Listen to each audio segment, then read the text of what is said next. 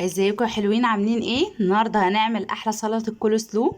اول حاجه قطعنا الكابوتشا صغير جدا. دي كابوتشيه قطعت عليها زي جزره ونص، بس جزره كبيره حلوه يعني. تمام. بشرتها، قشرتها وبشرتها وقطعت الكول سلو صغير جدا ومسكتهم الاتنين مع بعض. يعني كأنك بتعصريهم سوا، بحيث العصارة بتاعت الجزر مع عصارة الكابوتشا يختلطوا ببعض كده، وتحسي ان هما تجانسوا كويس جدا مع بعض. بعد كده هنعمل الصوص.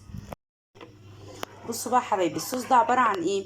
عبارة عن علبة زبادي يوناني، عبارة عن معلقة كبيرة عسل نحل، ما عندكيش عسل نحل يبقى معلقة كبيرة سكر، رشة فلفل اسود، رشة ملح، وطبعا السائل ده عبارة عن خل. تمام.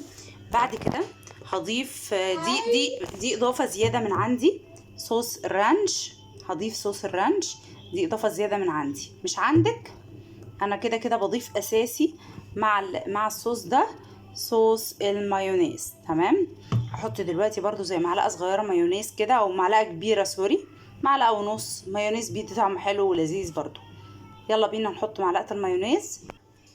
انا هنا ضفت يا جماعة معلقة كبيرة مايونيز، ومعلقة صغننة خالص صوص الرانش. تمام. صوص الرانش انا حطاه افتكاسة مني، لان انا بحب طعم الرانش. بس لو انت ما عندكيش مفيش اي مشكله، ما تحطيش، الاساسي هو المايونيز. حتى لو ما عندكيش مايونيز وعملت الصوص زي ما انا بقول لك كده، هيظبط وهيبقى طعمه حلو جدا. يلا بينا بقى نقلب الميكس ده كله مع بعضه، نخليه يتجانس كويس جدا، وبعد كده هنضيفه للجزر والكابوتشا، وبعد كده هنحطه في التلاجة شويه وتكليب الف هنا وشفا. خليكم معايا للاخر. شايفين بقى الحلاوه والطعامه؟ هنقلب كل ده مع بعضه ونشوف النتيجه في الاخر. رجعت لكم تاني يا حبايب، زي ما انتم شايفين كده الجمال والحلاوه والطعامه. نقرب اكتر. زي ما انتم شايفين كده يا حبايب، احنا ضفنا علبه زبادي يوناني. عندك زبادي عادي حطي علبتين، لو كميه كبيره وكابوتشايه زي ما انا ما قلت، ورشه فلفل اسود، ما تكتريش عشان ما تبقاش حاميه، ورشه ملح، ما بنكترش ملح لان هي بتبقى سويت اند ساور.